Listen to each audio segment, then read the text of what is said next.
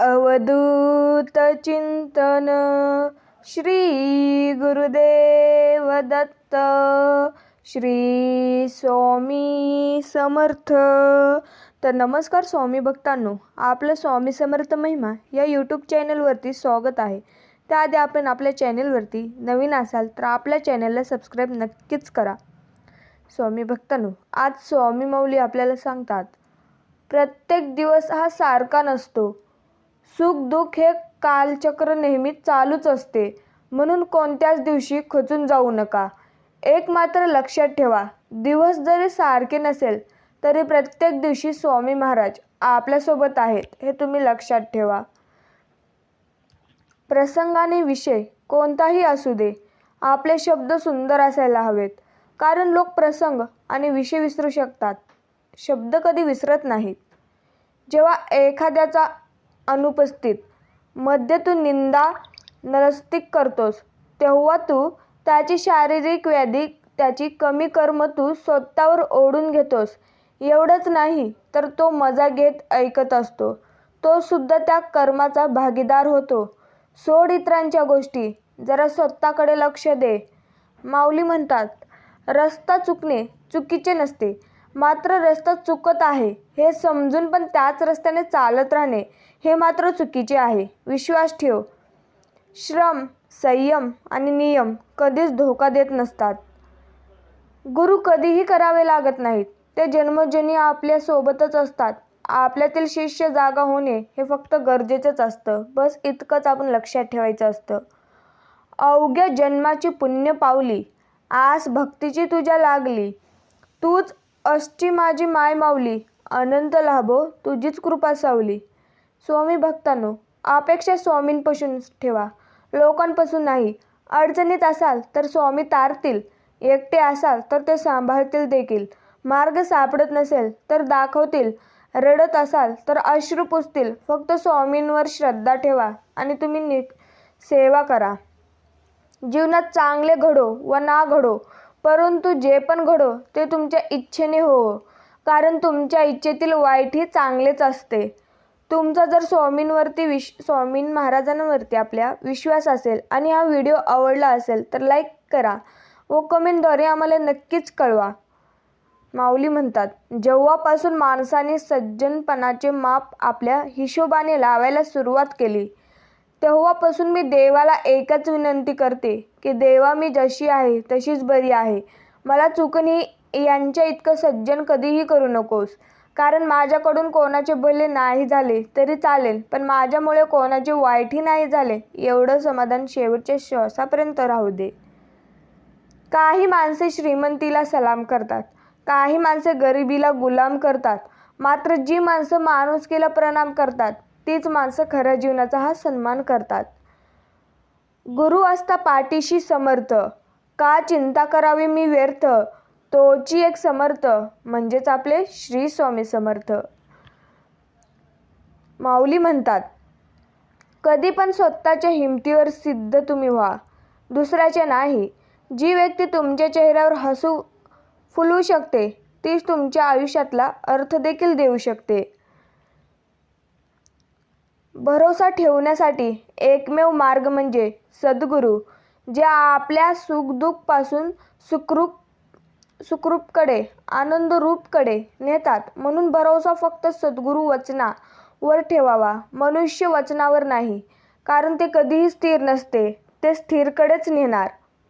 तुम्हाला देखील स्वामी साथ देतील. तुमच्या स्वप्नांवरती ते यश आणून देतील आणि तुमच्या घरी आनंदाचा कॉल आणून देतील. माऊली म्हणतात, नावामुळे आपण ओळखले जातो, पण स्वभावामुळे आपण आठवणीत नेहमीच राहतो. चांगल्या गोष्टी त्यांना मिळतात जे वाट बघतात, अधिक चांगल्या गोष्टी त्यांना मिळतात जे प्रयत्न करतात, पण सर्वोत्तम गोष्टी त्यांनाच मिळतात जे आपल्या प्रयत्नावर अतूट विश्वास ठेवतात. आयुष्य अवघड आहे पण अशक्य नाही.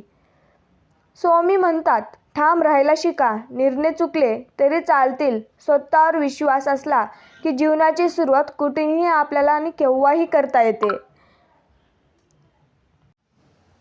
विश्वास ठेव.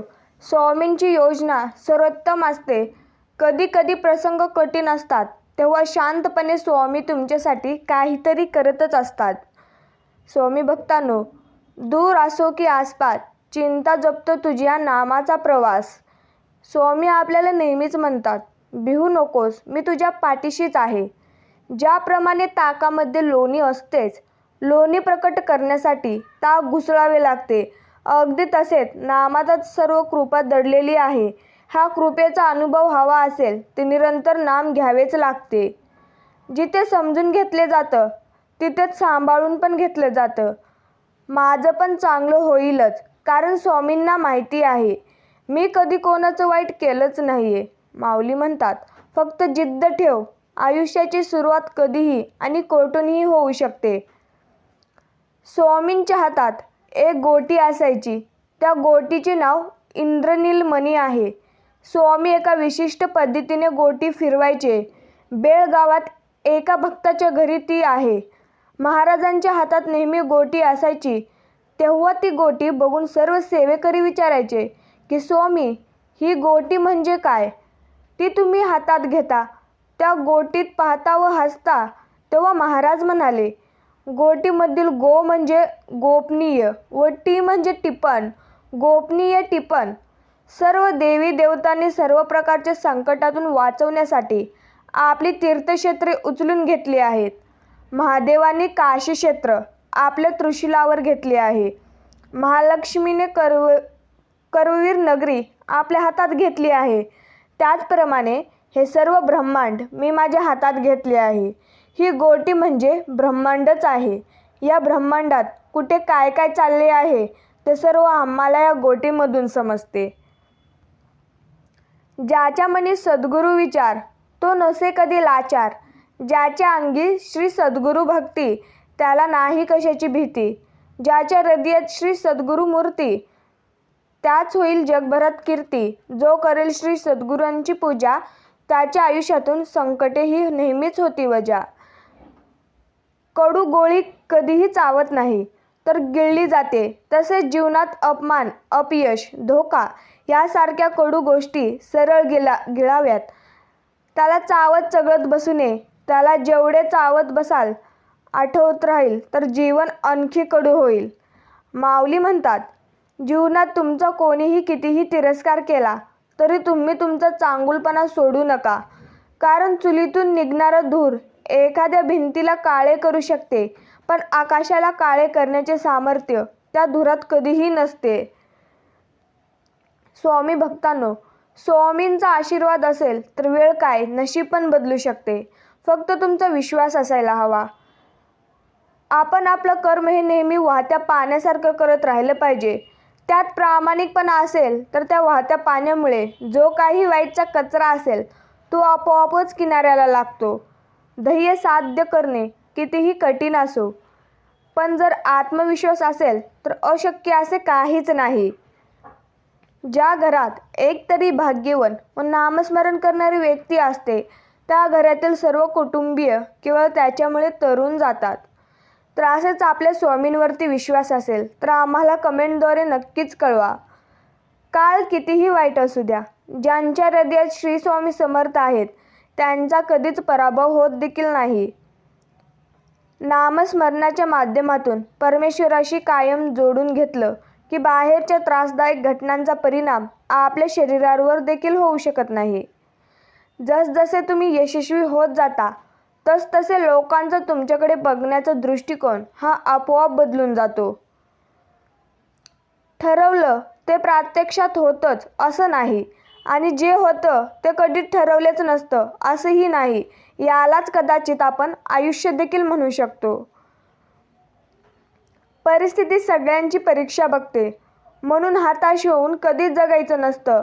आणि रडत बसलो की दुनिया हसते हे कधीच आपण विसरायचं देखील नसतं.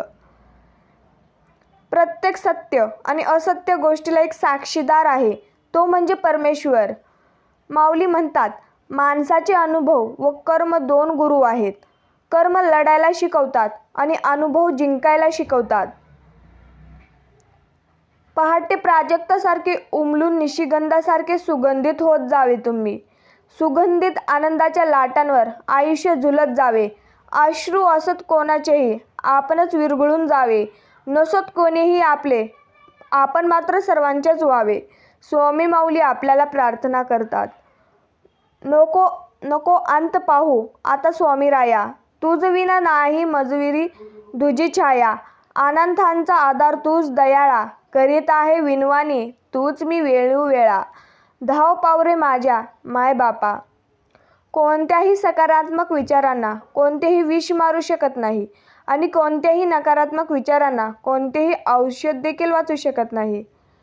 जेव्हा अन्याय भक्ती प्रत्यक्षात कृतीत येते तेव्हा तिथे रूपांतर सेवत होते आणि जेव्हा स्वामींना असे पात्र शरीर भेटते तेव्हा स्वामी महाराज त्या शरीरामार्फत भक्तीचा प्रसाद वाटण्याचे कार्य सुरू करतात. त्या शरीरामध्ये भक्ती, विश्वास, साहस, रचनात्मक कृतज्ञता आदी ईश्वरीय गुण चमकतात. ज्यांनी आजवर ईश्वर सुरक्षित आणला आहे ते पुढेही नेतील, फक्त विश्वास ठेवा.